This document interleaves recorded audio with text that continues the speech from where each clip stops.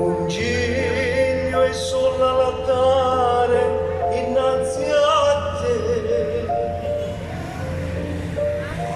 e a te questa innocenza ci regala pietà.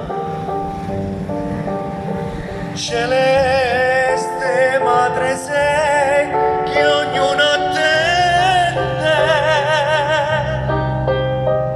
la pace che solo tu